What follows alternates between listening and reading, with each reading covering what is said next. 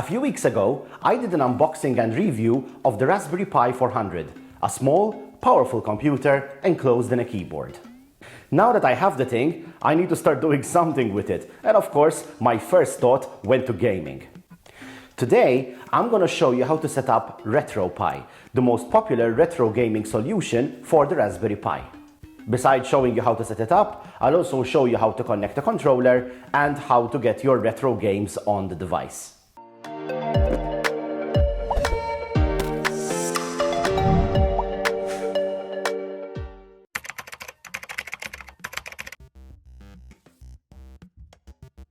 RetroPie is a Linux distribution for the Raspberry Pi, Odroid or PC, which turns your device into a retro gaming machine.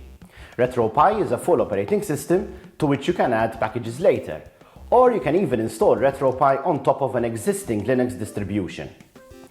RetroPie sits on top of Raspbian, now called Raspberry Pi OS, thankfully, which is the Debian-based Linux distribution official to the Raspberry Pi. It is also built on other open source projects, including Emulation Station, a graphical and themable front end which combines all your games in one place, as well as RetroArch, another graphical front end which adds extra features such as shaders, netplay, rewinding, and much more. Many of your favorite retro gaming consoles are supported by RetroPie out of the box, including 3DO, Amiga, Apple II, Atari 2600 and similar, ColecoVision, Commodore 64, Dreamcast, Game Boy and several variants of that, MAME, Neo Geo, Nintendo 64, PS1, PS2, PSP, several Sega consoles, including of course the Genesis or Mega Drive, the Wii, ZX Spectrum and others. You really do have a lot to play with.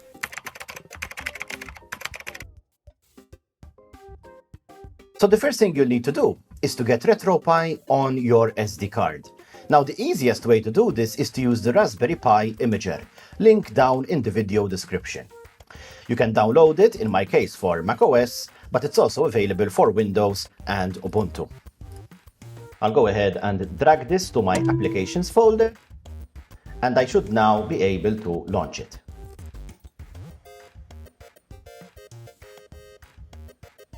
Okay, so first I'll choose my operating system. Now from here, you can see that there are quite a few things that you can add. I'm going to go to Emulation and Game OS. And as you can see, this is what we're interested in, RetroPie. And there are several versions. Now we'll want this one, the RetroPie 4.7.1 for the Raspberry Pi 4 or for the 400, which is what I have. But it's also available for other versions of the Pi. Next, we'll choose the storage device, which in my case is this one here. This is the SD card, which I've connected to an adapter to my Mac. Make sure you choose the right one here. And then we'll just click Write.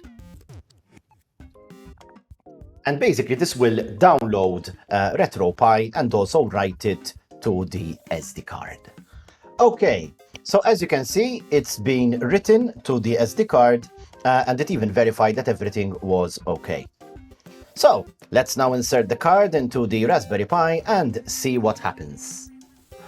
Okay, so I've got the Raspberry Pi connected. Let's go ahead and power it on. Oh, okay, so we seem to be booting into something at this point.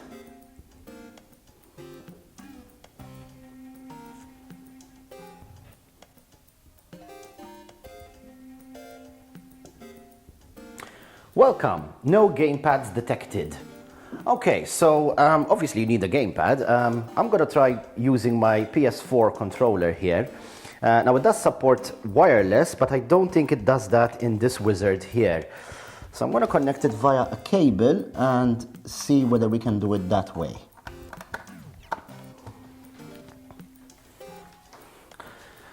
Okay, now we'll press and hold a button.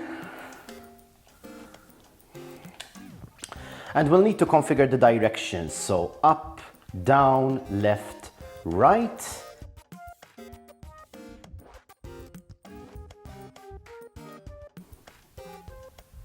Okay, RetroPie configuration. So from here we can get to the configuration settings, can see audio, Bluetooth, themes, file manager, some other configuration options, and even Wi-Fi. Okay, so let's see. I'm gonna start by going to the RetroPie configuration. Okay, so that seems to have worked. I'm now connected to Wi-Fi. So I'll exit this guy. I might as well check out this Bluetooth configuration. So, register and connect to Bluetooth device. Let's see. Whilst this text is visible, unplug the controller, press the PS Share button, and then replug the controller. Okay, so I'm gonna click or tap register and connect to Bluetooth device, and then I'm gonna press the PS4 and share buttons simultaneously on my controller until, as you can see, it starts to blink. So that puts it in pairing mode here, and hopefully the Pi will see the controller. Okay, and here we are. There's this wireless controller option, which I'll select. And now from here, for security mode, apparently you need to choose display yes, no, which is the default. Now, unfortunately, try as I might, I couldn't connect my controller via Bluetooth. I followed every guide I found online, but it just wouldn't work with mine. It does work, maybe there's something wrong with my controller. I have noticed that even when connecting it to my PlayStation or my iPad, it does take a while to connect. So this is probably not RetroPie's fault, it's probably just my bonked controller. Now there is a lot of other configuration that you can do, such as the themes, file manager, and so on. But what I'm going to try to do now is actually get some games on the thing.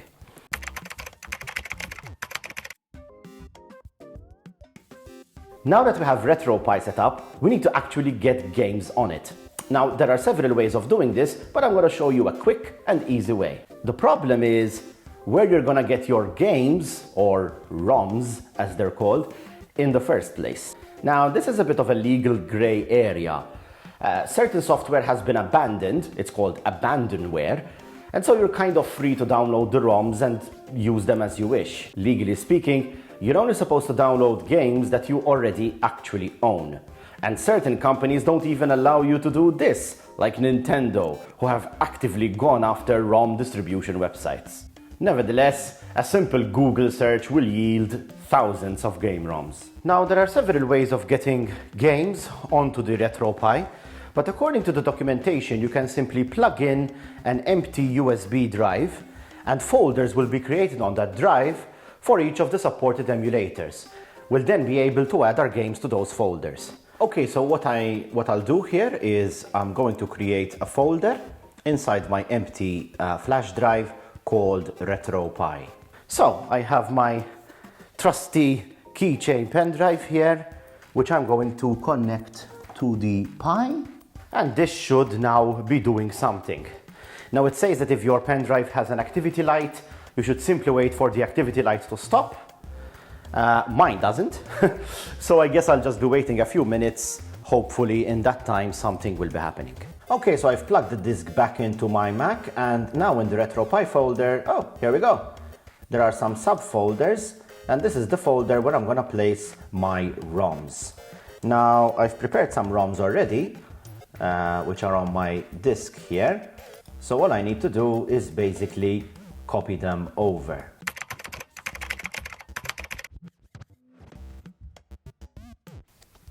Okay, so I've connected my drive and rebooted my Pi. And all right, so as you can see, the different emulators are now displayed for those games that I've actually added ROMs. And as you can see here, there's the different platforms I've added. Let's start with something simple. Let's go to the Atari 2600. And as you can see, there's Pac-Man, Pitfall, and Dig Dug. I'm gonna choose Pac-Man here.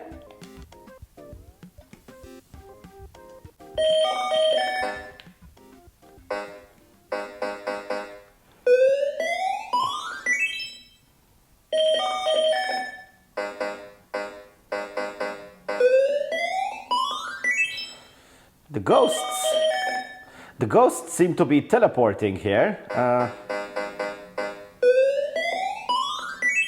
Let's try again.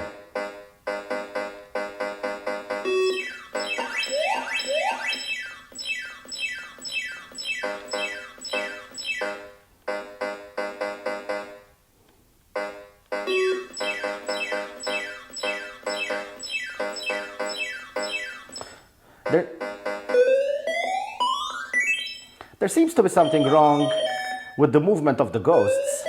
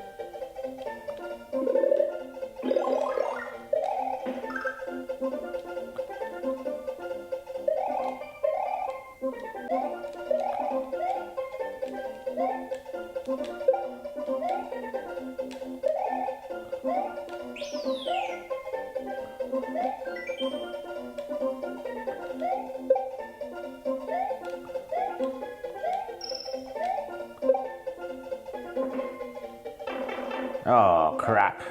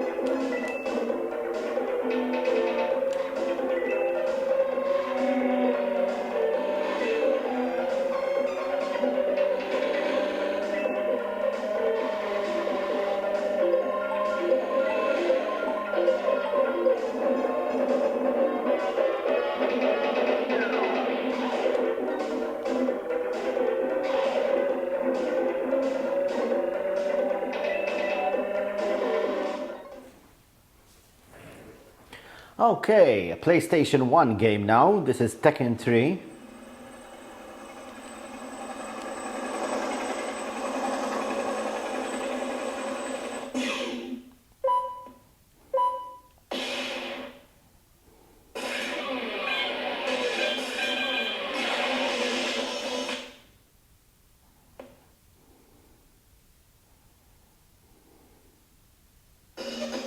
Round 1, fight!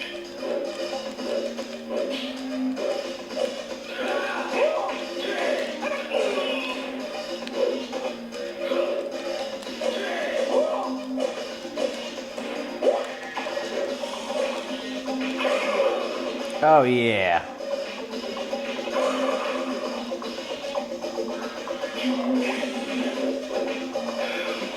Round 2, fight!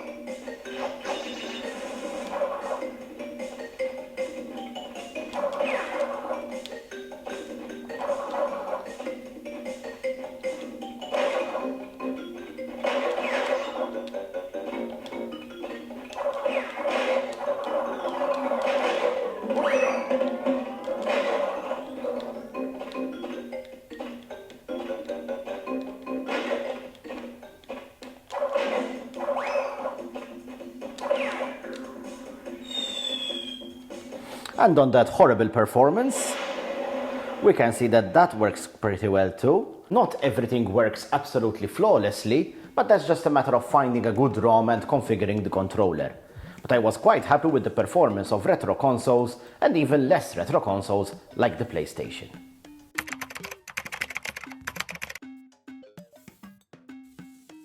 Using RetroPie, you can play games from almost any retro console you can imagine. And what I really like about it, besides the fact that it's based on Linux, is that it's really customizable. You can make it look exactly however you want. Personally, I've added ROMs for the games I still own from my childhood, and I have a nostalgia box conveniently connected to a monitor. Now, of course, setting up RetroPie is only one of the thousands of things you can do with your Raspberry Pi.